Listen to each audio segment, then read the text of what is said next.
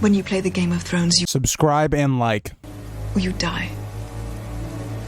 There is no middle ground. Alright, hello YouTube, and welcome back to the Grease Goblins YouTube channel. In today's video, we're going to be talking about, will Stannis become kind of this Night King type figure that we kind of saw on the show? Will he be someone that turns into a White Walker, or something of that nature? But before we get into the video, if you guys like to like, subscribe, and comment for more of this type of content, please do help the channel grow and reach other people that might like this content like you. And yeah, let's get into it. So getting into this video, this theory comes from a couple things, right? I think the first main evidence I would kind of like to cite towards why Stannis's kind of inevitable outcome could be turning into a White Walker, or maybe this is the character that George uses to kind of give the others a kind of face, right? Because for right now, they don't really have this kind of leader type role that we saw from the show, right? There's no real main character we talk about when we talk about the others, right? Where the show had the Night King and all that, the books don't really have that. So could Stannis be this character that turns into a White Walker and gives kind of a face to them? Something maybe that the characters refer to as, you know, the Night King or something like that. It's awfully possible. And this is the first thing I want to talk about, because when Daenerys goes into the House of the Undying in A Clash of Kings, she has a very interesting vision, and on the surface level of it, if you're not paying attention, it doesn't really seem like anything, right? Because it's something that we definitely is Stannis, right? But there's some other detail within there that I want to point out. So let me read the quote real quick. When she's in the vision, basically she sees a glowing red sword being held aloft by a blue-eyed king who casts no shadow. Now, we think this is Stannis, one, because the glowing red sword is very often with Stannis. We don't really see any of the characters that would have that. And then we also see the king who casts no shadow. Now, this is kind of brought to you with Stannis because of Melisandre using the shadow assassin type thing to kill Renly. So that's kind of why we think that this is Stannis who Daenerys sees. And the big thing here that I want to point out is the blue-eyed part. Now, why would George use that in this? Because it's not something that's needed, right? If you take out the blue-eyed, what changes, right? We still think this is going to be Stannis. So for me, maybe this could be some sort of clue that maybe in the future, Stannis is going to have the blue eyes of the White Walkers or the others. He called on the White Walkers because, you know, I've been watching the show recently, but the others. And could that be some sort of foreshadowing? I think it very possibly could be, just because George is kind of making it to where Dany really recognizes his eye color, which is something that is weird because she doesn't talk about what their apparel is, doesn't, you know, see any sigils or anything, doesn't talk about the hair. It's very interesting that she specifically points out the eyes.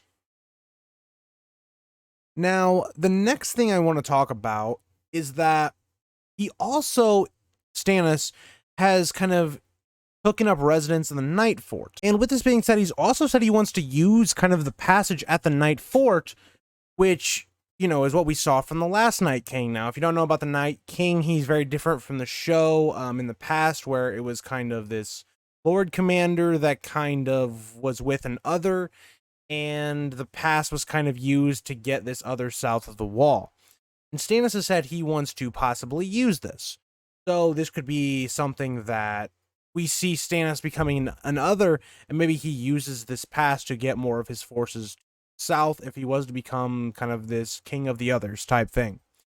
And what I think is interesting is if we look at where Stannis is going to be going and wins, depending on where you think the battle of kind of Ice and of Winterfell is going to go, I think either way is going to lead back to Stannis at the wall. I think if he loses, maybe he becomes very desperate. He sees that he can't win the battle for Winterfell. He goes back to Melisandre, and this is where they end up burning Shireen.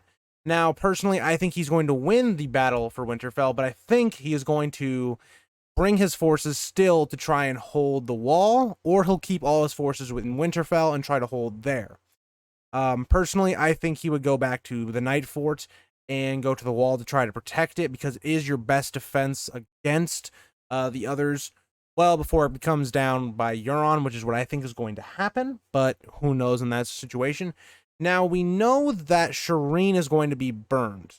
Now, this is where I think it gets a little interesting, because I've heard both things when I did a video on this before on Stannis, is that some people say that Stannis is there to burn his daughter. That's what George said. And then other people have suggested that Stannis is not the one that burns Shireen. Shireen just ends up getting burned. Now, if Stannis is the one to burn her, what I think could be interesting is that his forces kind of desert him like they do in the show, and maybe that's where they got that whole idea of his forces deserting him, and he ends up kind of just being killed by the others and all that stuff, and we see him kind of rising as another and he already has the crown. Maybe he kind of gives a face to the others. He would be well recognized by a lot of the characters as well, so it definitely could be a character that could give a little bit of a name to the others, which I think would be a good idea from George. I know George kind of likes to keep the others as a mystery and kind of use them as one big giant force instead of having just one, evil guy. But giving Stannis that role could be a very interesting thing if he wanted to go that route. Now, the last thing I want to talk about is we're going to go back to Dany when it comes to this theory. Now, Dany has a dream that she has a dream that she's on, a dragon, and she melts a Baratheon army that is armored all in ice. Now, what does that kind of sound like, right? Now, there's two ways you can take this. You can take this as, well, the Baratheon forces are in the snow, and maybe they end up going south, and they start, attacking Daenerys, or Daenerys comes by and attacks them and kills them.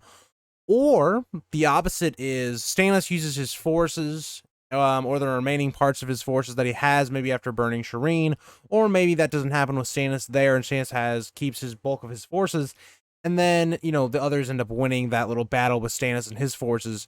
And this is where we see that this could have been foreshadowing that Daenerys would end up kind of going against Stannis and his forces of the others, and maybe a Night King type role.